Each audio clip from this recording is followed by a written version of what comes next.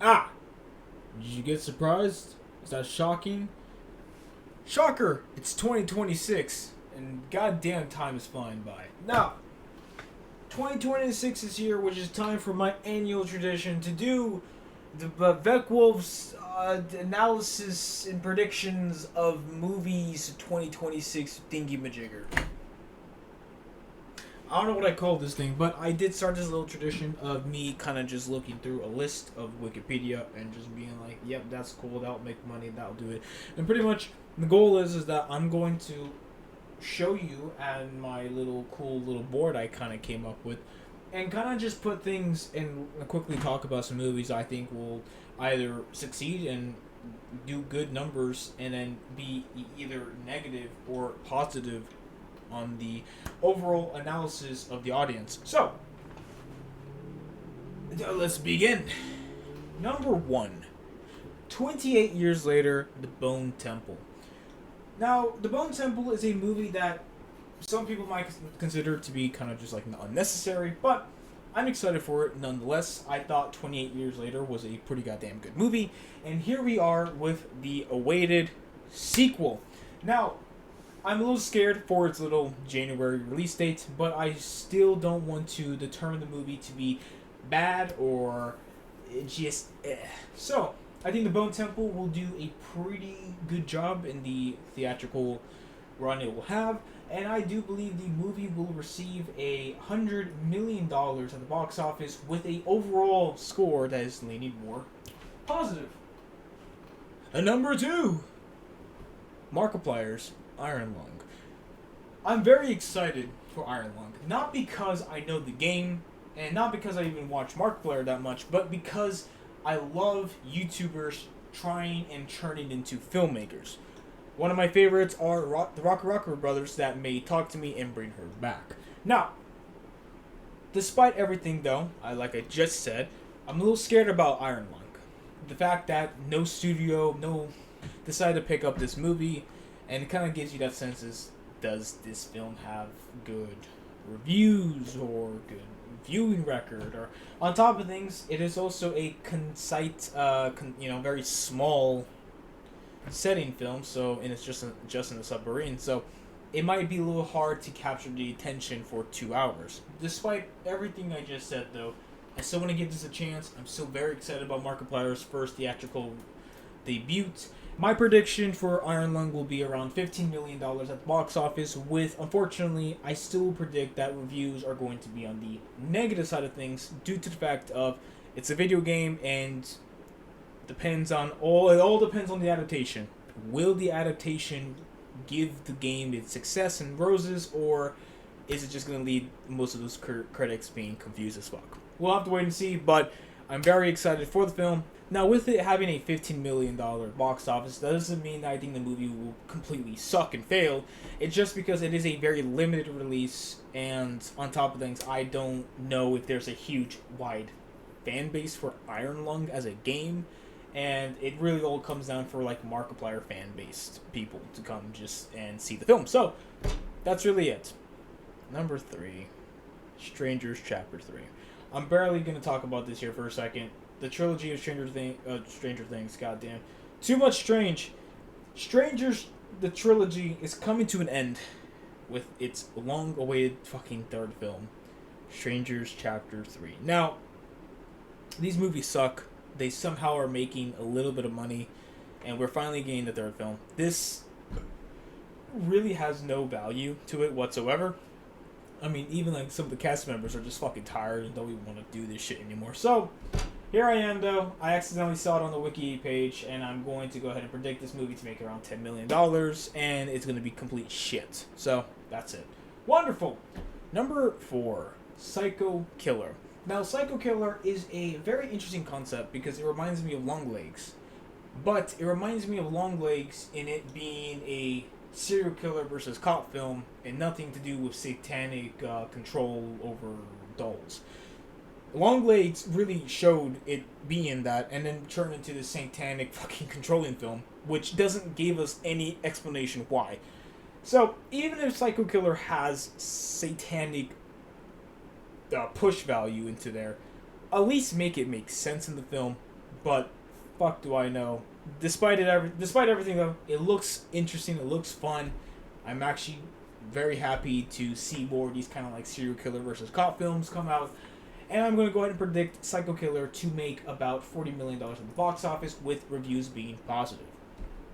Number 5 is a film that really revolves around controversy and question and boycotting and everything such as Scream 7. Now, despite everything with Scream 5 and 6 and all the controversy with Spyglass and the actresses, I'm not going to get into it, but despite everything, it's a movie that has received a lot of backlash and a lot of boycotting, which is exactly why I think even though the success of Scream 5 and 6 making very, very record-breaking numbers in this franchise, I do believe Scream 7 is going to just drop it down due to everything, and I really believe that Scream 7 will go ahead and make $100 million at the box office. I'm choking on words. Goddamn. And having more negative reviews at the end of the day. Now, moving on to a film that will have good reviews, but unfortunately not make a dent in the box office when it comes to overall spectrum of the studio, Hoppers. Now, I only included this because, first off, one, that Lizard meme's in here. Lizard. Fucking love that thing. And then second off, it's kind of very easy. It almost feels like an easy point to grab here when it comes to prediction.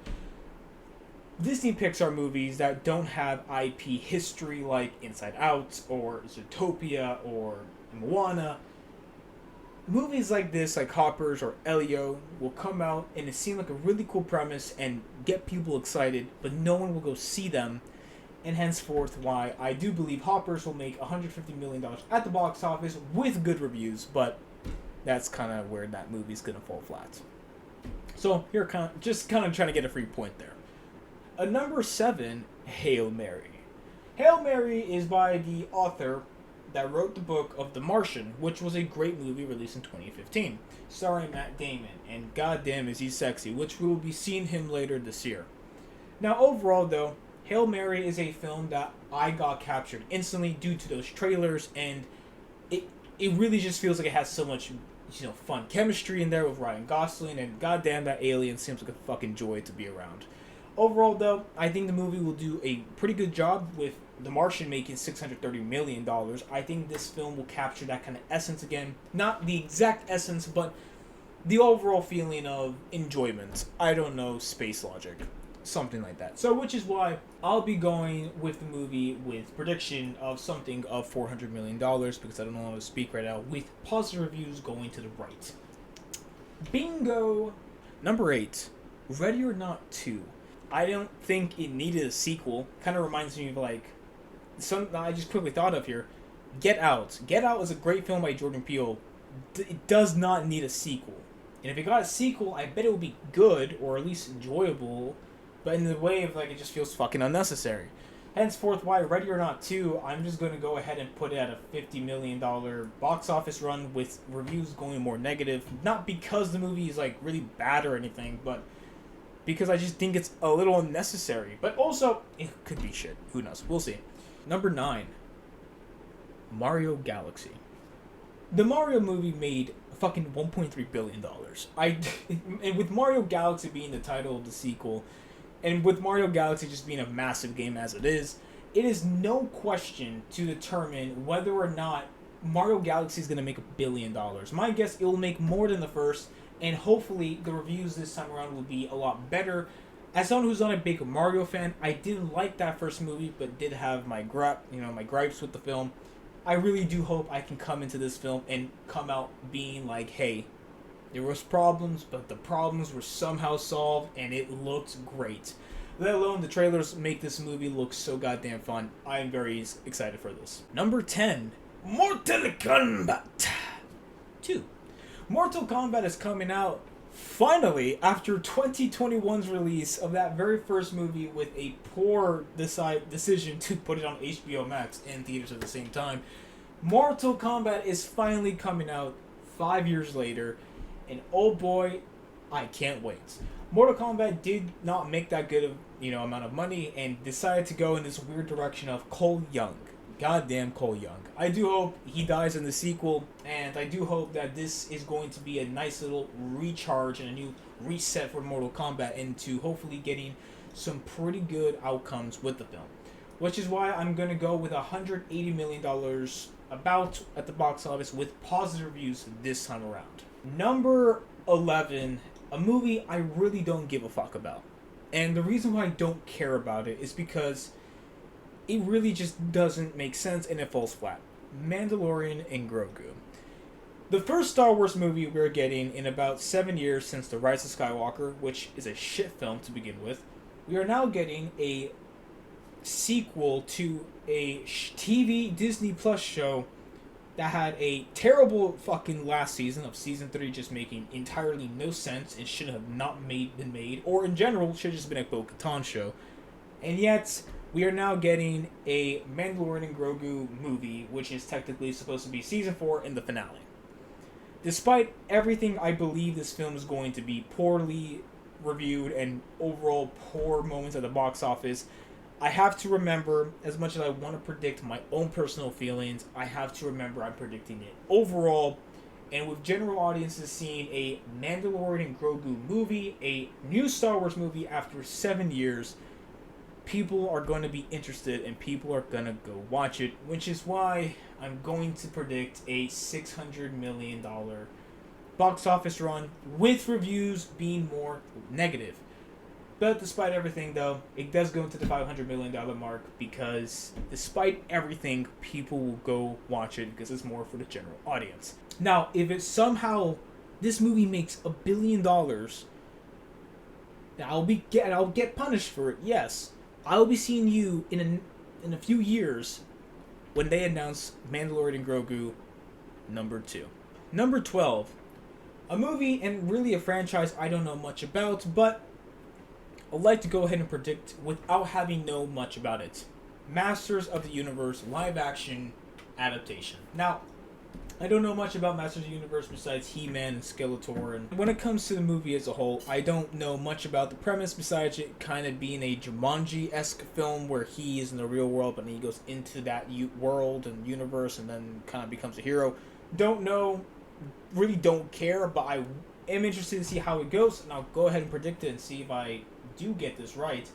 I'm going to go ahead and predict Masters of the Universe live action remake to make around $200 million at the box office, but reviews going to the negative side just because I wonder if they're going to fail with the premise. I don't know. It's more just a prediction nonetheless. 13, a film I'm very excited about, but I have not seen the trailer for, but does not matter for me, Disclosure Day. The next film by Steven Spielberg, the man is coming back, and he's giving us an Aliens film. Pretty goddamn cool. Now, again, I don't know the premise, I don't even know the trailer, I just know Emily Blunt beatboxed in the movie, which is pretty goddamn cool nonetheless. And I'm goddamn interested. Goddamn. I am excited. Clearly. Oh boy. My pants are down. Yeah. Now, despite me being very excited about a film by Steven Spielberg, and it's going to be aliens related, and Emily Blunt's beatboxing in it, I really can't put this film any higher besides going with a 300 gross at the box office with reviews going positive. The reason why I can't go that high is because right now we are in mid-June, and summer is absolutely going to be insane this year, and there's a reason why I can't put Disclosure any higher. I would like to be 100% wrong for this one movie, but also with the punishment I have in store for myself, I don't want to be wrong. So, $300 million. Moving on. Number 14, Toy Story 5. And goddamn, is it true? So we're getting Toy Story 5, and there's going to be an iPad Kid. So, Draven, you have been acknowledged. I love you. Now, Toy Story 5 really just does not feel like a necessary movie to me. I mean, I think it should have just been over at Toy Story 3. Done and done, like Quentin Tarantino said. But, here we are. Toy Story 5. And, of course, the movie is going to make $1 billion fucking dollars. That's pretty goddamn clear, I think. With reviews going to the positive, I would be really shocked if it goes to the negative, but we'll see. Overall, yes, Toy Story 5 will make $1 billion like its predecessors beforehand. Now, Supergirl, I'm very interested in seeing because we get to have the other perspective of a Kryptonian that did get to see her whole world get shattered in front of her, unlike her cousin that didn't see any of that but only heard about that. Overall, Supergirl, the trailer looks amazing. I'm excited to see Lobo and see what he does. I'm excited to see how they do things for him. And overall, I just have to say I'm excited for it. And hopefully this is going to be another win for the DCU. So far, it has still been going pretty good, despite Peacemaker Season 2 kind of ending a little wonky. I still have a lot of faith and trust into James Gunn. So, for Supergirl, I'm going ahead and predict a $500 million run at the box office with reviews going to the whatever direction I made positive. That way. Number 17, Minions 3. And I just found out that Minions are some giant fucking box office menaces. Like, they are insane when it comes to the numbers. Apparently, Minions 2, The Rise of Gru, and Despicable Me 4 came out in the last few years. I didn't even know about them. And they somehow both made over $900 million each, individually. I think Despicable Me 4 made almost $972 million. Somehow these movies are insane, but I bet because kids are missing some goddamn, core moments in the head, and they see boo boo bop bop banana, yellow little fucking butt plugs walking around. It's funny. It's enjoyable. So, to me, I don't understand it. I didn't even know there was that many Minion movies or shit like that to begin with. But Minions 3 is coming out. Now, with having said it being pretty big box office giants, I'm going to tame my expectations and my prediction for Minions 3 due to the fact of how already stacked this summer is. I'm going to go ahead and safely state that Minions 3 will probably make around $800 million at the box office, just because I don't think it's going to succeed and skyrocket as hard as it used to in the past, because again how stacked this summer already is, especially with Toy Story 5 coming out just a few weeks before it. Number 18. A movie I really don't know why I don't know why it was made. Moana live action. It hasn't even been 10 fucking years since Moana has even been alive for. We just got the sequel literally a few years ago in like 2024 November. So the fact that we're already getting Moana live action is just absolutely blasphemous to me. At least How to Train Your Dragon had the balls to fucking stay away for another 5 years. The fact that we're getting barely a 10-year wait for a live action just shows so much. Moana live action, I really don't care about it. It doesn't have the controversy or the fucking free will as Snow White did. But I don't think Moana has the power level of Lilo and Stitch. So there's a reason why I'm going to go ahead and just say right off the bat that live action Moana is just going to gross at $500 million with some negative reviews. Just because, again, you're telling the same story, for the 900th time with a live action film? You're not changing anything, Disney, and you know what happens when you change things. You make no money, hence Snow White. Number 19. Literal bang and one of the most anticipated films of this year, most likely, The Odyssey. Christopher Nolan's The Odyssey. There's not much to say besides The Odyssey is one of the oldest stories ever told, 3,000 years old. It is a exciting and amazing journey. Yes, Oppenheimer almost made $1 billion. You could very well say it was with the help of Barbie. It's also with the fact that it's Christopher Nolan, who has made a name for himself in this last decade, and he's become one of the best storytellers, best film directors of all time, breaking and changing the current state of cinema as it is, especially with the record of how this film, The Odyssey, was made only with IMAX in mind. 70mm footage. It is absolutely going to be an insane year for this summer, with this movie possibly being the best and the biggest film of this year. Of course, I understand we have the other half of the year to get to, but I think in the end of the day, when we talk about 2026 in the next few years, The Odyssey will probably be that one film that keeps coming up. So, Because of this, I'm going to predict that The Odyssey will make $1 billion at the box office with guaranteed, hopefully, positive reviews. Number 20, Spider-Man Brand New Day. And oh boy, this film is interesting, it is confusing, but this is going to be a pretty big movie. Nonetheless, it does not have any multiverse elements in there, but this is going to be a movie that gives us, the Spider-Man fans, and hopefully Marvel fans, a really, really great film and a great take on Spider-Man that does not have anything to do with other variants of Spider-Man and Tony Stark. I am very excited to see what this movie becomes, and it's a Spider-Man movie. It's going to make $1 billion. My prediction with 1.5 billion and positive reviews. We're coming into August with a movie that has been shelved and put on a hold on releases and almost tax write-off, Coyote vs. Acme. Now, I might have said that wrong, but I do apologize. Now, this film has gone through the ringer when it comes to Warner Brothers just being big pieces of shit and just not wanting to release movies. Like, the fact that this movie almost just continually just gets, like, put on a chopping block really just sucks, especially with everyone that, how much it takes to make a movie. Warner Brothers just kind of being like, tax write-off, tax write-off, tax write-off. There's a reason why you guys got bought out by Netflix, guys. It's embarrassing. Despite everything, though, Coyote vs. Acme finally coming out theatrically, and I'm going to watch it. As much as I'm not a big Looney Tunes fan, with hearing so much about it in the movie world, I am going to give it a fair shot. I am very excited, and I really do hope it gets that praise and really gets some people to go watch this and support Looney Tunes as a whole. So, despite everything, I will banana. I'm going to predict that this movie makes around $100 million at the box office with some pretty good positive reviews.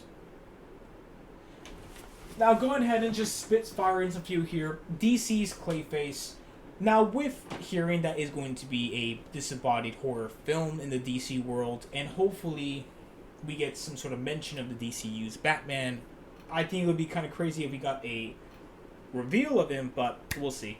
Overall, for Clayface, don't know much about the movie besides it being about Clayface and him being about an actor, and it's going to be a horror film. So, my overall estimate is that it's going to make around $150 million at the box office, and with having some pretty goddamn good reviews. Number 23, Digga.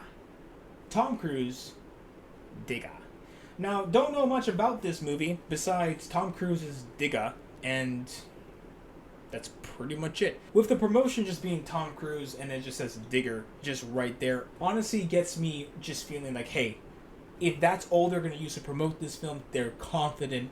I'm excited to see Tom Cruise in a film that isn't, a Mission Impossible movie or him in a fighter jet or something like that. Something that will feel fresh, hopefully.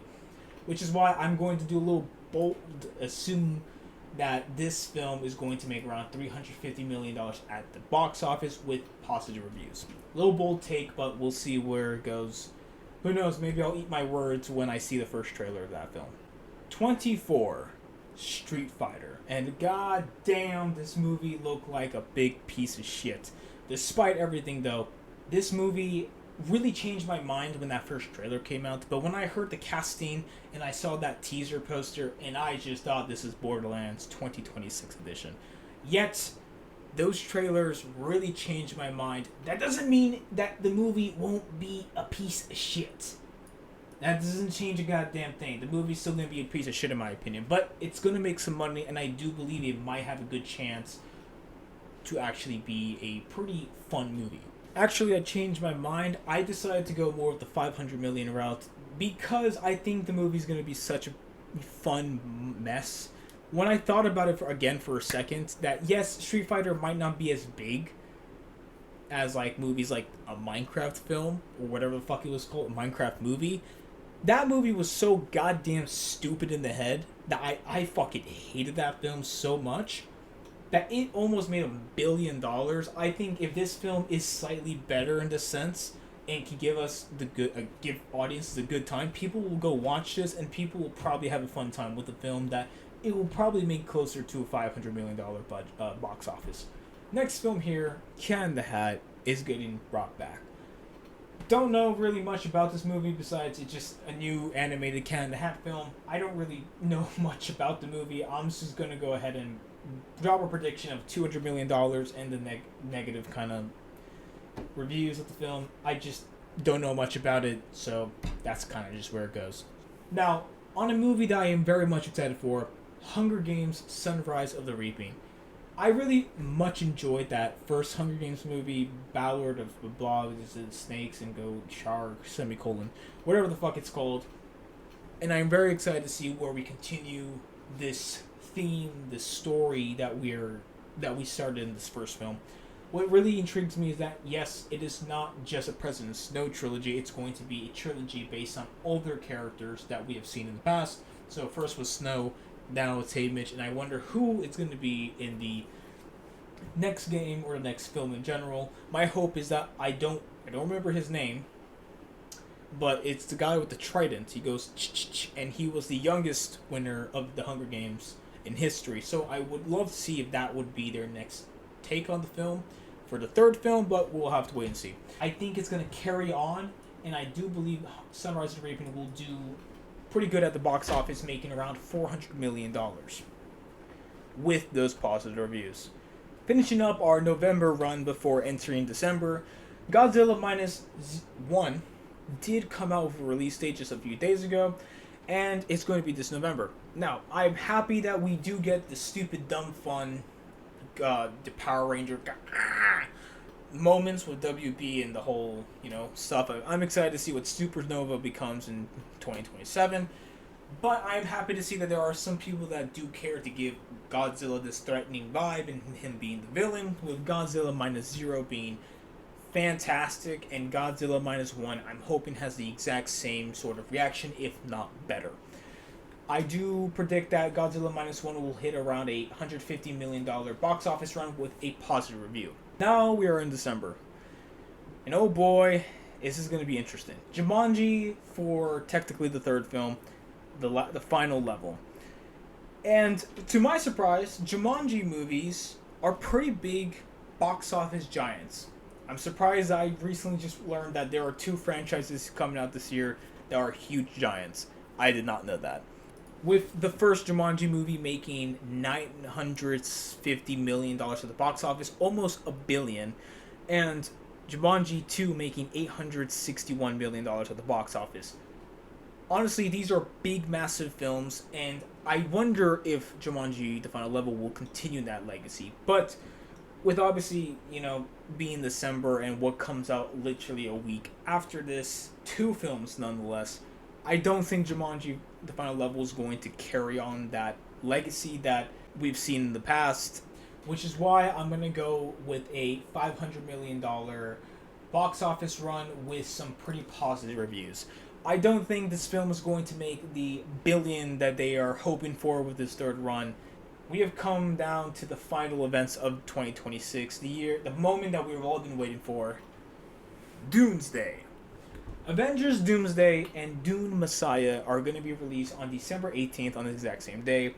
And with that, I'm going to talk about both films in the exact same moment here.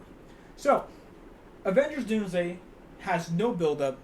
Technically, the only builds we have is Fantastic Four in that 50-second post-credit scene, and Thunderbolts with that 5-minute goddamn post-credit scene, teasing to Doctor Doom and Doomsday. Don't know if there's any excitement towards that.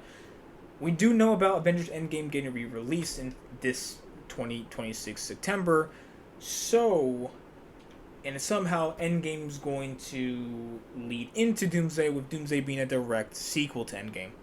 I don't know how any of this makes sense. We'll have to wait and see when Endgame comes out. Overall, though, I'm excited for Doomsday as a whole because of these trailers, and it's really looking like it's going to be an impactful film.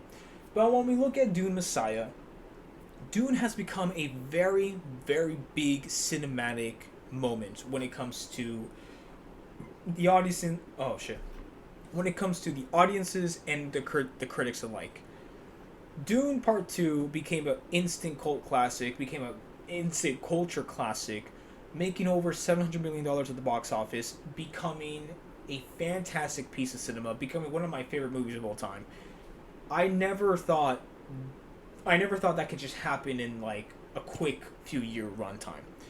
Dune Messiah is coming out this exact same day. The fact that they are sticking to that December 18th release date just shows their confidence, just shows that they don't care that Marvel's releasing an Avengers film.